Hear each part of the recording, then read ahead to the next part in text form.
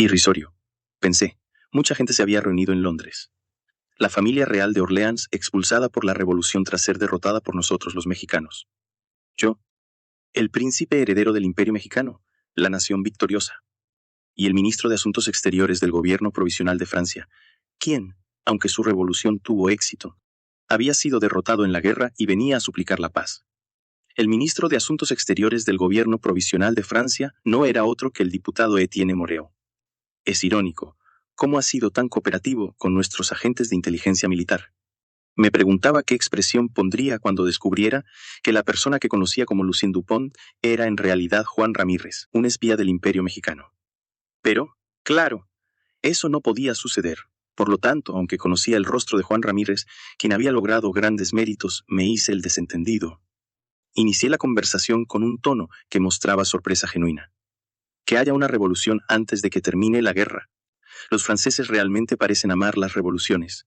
Era realmente asombroso. Es cierto que había invertido una cantidad considerable de dinero a través de nuestros agentes de inteligencia para incitar la revolución.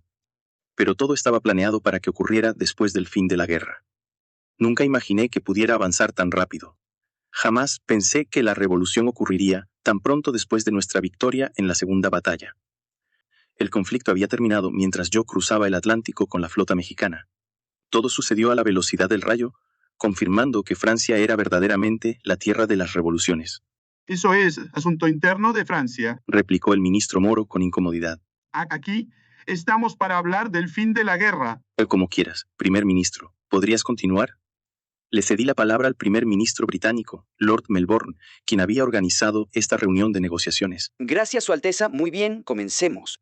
A diferencia de los representantes franceses, que mostraban nerviosismo, los funcionarios de México y Gran Bretaña se mantenían relajados. Un momento, antes de que avancemos, quisiera pedir que se detengan los combates mientras duran las negociaciones. El ministro Moro no podía ocultar su inquietud. Era un político experimentado, y mostrar emociones en una mesa de negociaciones era un error, pero no podía evitarlo. Sabiendo que en ese mismo momento nuestra flota mexicana estaba destruyendo la flota francesa en el puerto de Brest. La desesperación de Moreau era comprensible. Lord Melbourne me dirigió una pregunta. ¿Estarías de acuerdo, Su Alteza? Para los británicos, era más beneficioso que México siguiera destruyendo la flota francesa, pero aún así me pidió mi opinión, sabiendo que ya teníamos un acuerdo. Si reflejan debidamente el precio de detener el ataque cuando estamos en una situación tan ventajosa, accedemos a detenerlo. ¿Qué tipo de precio estás sugiriendo? O si bien no podemos ocupar el territorio de la Francia continental, sí podemos destruir toda su flota.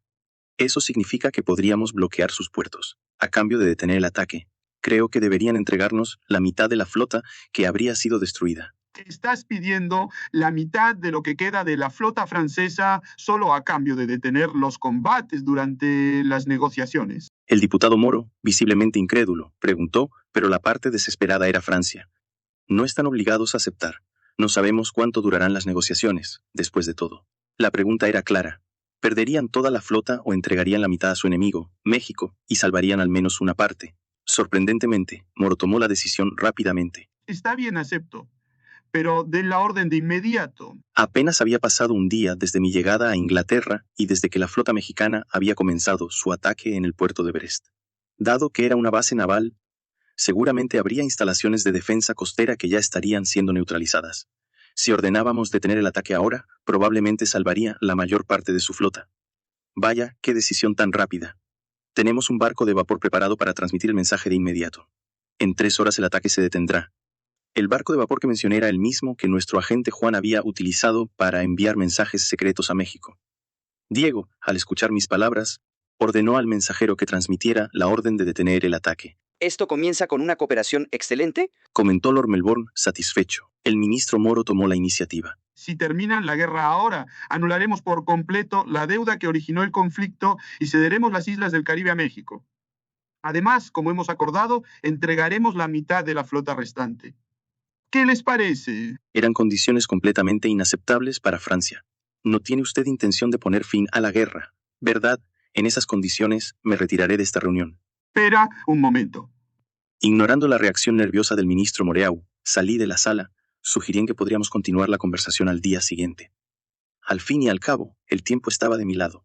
4º día de negociaciones. Si hubiera planteado sus condiciones desde el principio, nos habríamos ahorrado muchos problemas. Dijo el diputado Moreau, visiblemente agotado, tras alcanzar un acuerdo.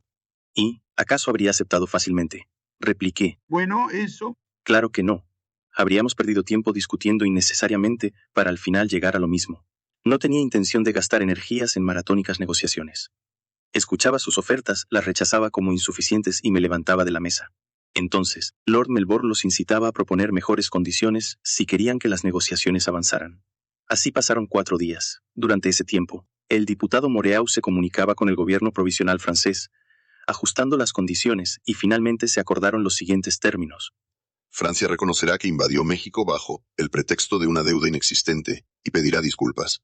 Mi padre sonrió con satisfacción mientras hablaba. Aunque normalmente estamos tan ocupados que apenas tenemos tiempo para disfrutar de una copa, hoy decidimos compartir tranquilamente una bebida juntos. Es cierto, aunque el gobierno había estado preparando la guerra desde hace tiempo, el pueblo no lo sabía. Cuando se supo que Francia nos había declarado la guerra, una tensión palpable recorrió todo el imperio mexicano. Pero ahora, esa preocupación y ansiedad se habían transformado en la alegría de la victoria, por lo que no era sorprendente ver al pueblo tan eufórico.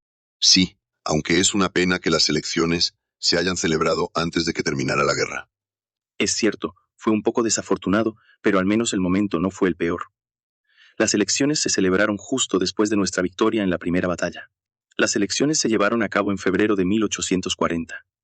La guerra aún no había terminado, pero ya habíamos ganado la primera batalla, y en ese momento se sabía que Francia estaba reorganizando su flota. Los resultados electorales fueron favorables para el partido imperial, obtuvimos 90 escaños, los terratenientes 53 y los republicanos 58. Comparado con las elecciones anteriores, en las que los imperialistas ganamos 77 escaños, los terratenientes 61 y los republicanos 63, fue un resultado positivo. Sin embargo, mi padre parecía un poco insatisfecho. No es un mal resultado, pero me parece que si las elecciones se celebraran ahora, podríamos obtener la mayoría absoluta. Es cierto, si las elecciones se celebraran en este momento, probablemente podríamos asegurarnos más de 101 escaños. Bueno, podemos esperar a las próximas elecciones, aunque siempre habrá factores imprevistos. La reforma constitucional no nos perjudicará. De hecho, será beneficiosa para nosotros. También lo creo. Han pasado más de 15 años desde que se redactó la Constitución. Durante ese tiempo, el imperio mexicano ha cambiado drásticamente. Al principio de nuestra independencia, apenas controlábamos la Ciudad de México y sus alrededores, con un gobierno débil. Ahora, finalmente tenemos un gobierno central fuerte, acorde con el título de imperio. Mi padre tomó un sorbo de su bebida y continuó. Ahora, 201 escaños son insuficientes y 12 años de mandato son demasiado cortos. Tiene razón. En mi vida pasada, en Corea del Sur, había 300 miembros en el Parlamento. Aunque nuestra población aquí es menor, nuestro territorio es 50 veces más grande, por lo que los 201 escaños actuales son claramente insuficientes. Pensando en el tamaño de nuestro país, eventualmente deberíamos adoptar un sistema bicameral. Pero eso lo dejaremos para más adelante, con estados que abarcan entre 200.000 y 300.000 kilómetros cuadrados y California, Nuevo México y Texas aún más grandes. En algún momento necesitaremos representantes no solo por población, sino también que representen a los estados. Pero por ahora, eso no es una prioridad. Aún tenemos muy poca población. Por lo tanto, no hay una necesidad urgente de dividir el Parlamento en 2 cámaras. Por ahora, la idea es simplemente ajustar el número de escaños. Se ha hablado de aumentar los escaños a 251, 301 o 351, ¿verdad? Así es. Creo que lo mejor sería aumentar a 301. 251 es demasiado poco, y 351 aún es demasiado. También me parece una cifra razonable. Estamos considerando también flexibilizar el límite de mandatos para los parlamentarios. Al principio, propuse un límite de 3 mandatos, es decir, un máximo de 12 años, porque temía que, como en Corea, hubiera políticos que permanecieran en el poder por 6, 7 u 8 mandatos, lo que podría estancar la política. Sin embargo, al pasar el tiempo, me di cuenta de que 12 años no eran tan largos como pensaba. Todos los diputados elegidos en las primeras elecciones ya se han retirado, y hasta el joven diputado Robert está en su 3er mandato, el último. Después de consultar con varios parlamentarios, decidimos extender el límite a 5 mandatos o 20 años como máximo. Ya hemos discutido bastante sobre la reforma constitucional, así que no es necesario profundizar más en eso. Es cierto que planeas enviar a nuestros agentes de inteligencia militar a Haití. Sí, Después de nuestra experiencia incitando la revolución en Francia, creo que podemos seguir con los planes. Francia le exigió a Haití una deuda de 150 millones de francos. Aunque Haití logró reducirla a 90 millones, es obvio que no pueden pagar una cifra tan absurda. En mi vida pasada, Haití tuvo que destinar el 80% de su presupuesto anual durante 120 años para pagar esa deuda a Francia. A pesar de eso, no lograron pagarla hasta que Estados Unidos intervino y en 1947 se les condonó la deuda. Por supuesto, Haití sigue siendo uno de los países más pobres del mundo hasta el día de hoy. Según mis recuerdos, no pasará mucho tiempo antes de que la parte oriental de la isla, la República Dominicana, que era una colonia española, se separe tras una rebelión. Aunque la República Dominicana vivirá mejor que Haití, su situación política será igualmente caótica, cambiando de presidente 50 veces en 90 años, mientras la gente sufre enormemente. Tal vez sería mejor que ambos países se convirtieran en parte de nuestro México, no como colonias, como estamos haciendo en Cuba, donde estamos construyendo una enorme red ferroviaria que circunda la isla. Podemos integrar a Haití y la República Dominicana en nuestro México, desarrollarlas y hacer que sus habitantes prosperen. Además, están justo al lado de Cuba. La isla de la Española es verdaderamente una joya codiciada. En tamaño es la segunda más grande del Caribe después de Cuba, y posee plantaciones que Francia y España han cultivado durante mucho tiempo, junto con cientos de miles de habitantes. Si nuestro imperio mexicano lograra hacerse con ella, consolidaríamos aún más nuestro dominio sobre el Caribe. ¿No sería eso maravilloso? A los franceses y a algunos de los poderes locales no les agradará, pero aparte de ellos, será beneficioso para todos. Mi padre aprobó mi plan, y agentes que habían adquirido experiencia en Francia junto a Juan Ramírez fueron enviados a Haití. 1. Francia reconocerá que invadió México bajo el pretexto de una deuda inexistente y pedirá disculpas. 2. Francia cederá todas sus colonias en el Caribe y América a México. 3. Francia transferirá todos sus derechos sobre Haití a México. 4. Francia pagará 35 millones de pesos como indemnización de guerra a México. 5. Francia cederá la mitad de su flota restante a México. Esos eran los 5 puntos principales. Esto es suficiente entonces. Falta algo.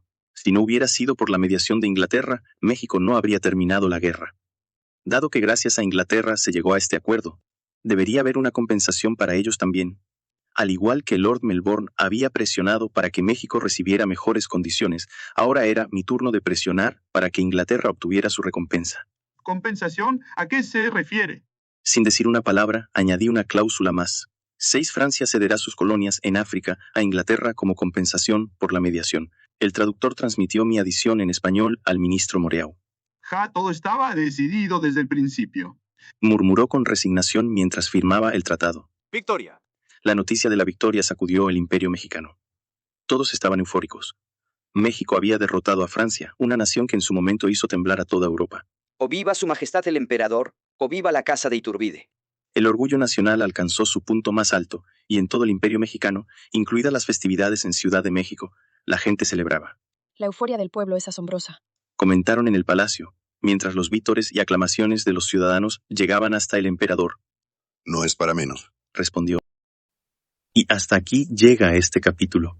Muy pronto tendrán los siguientes en el canal, pero si no pueden esperar, recuerden que pueden convertirse en miembros dando clic en el botón Unirse para verlos antes que nadie. No olviden dejar su like y suscribirse si aún no lo han hecho. Gracias por su apoyo y nos vemos en el próximo video.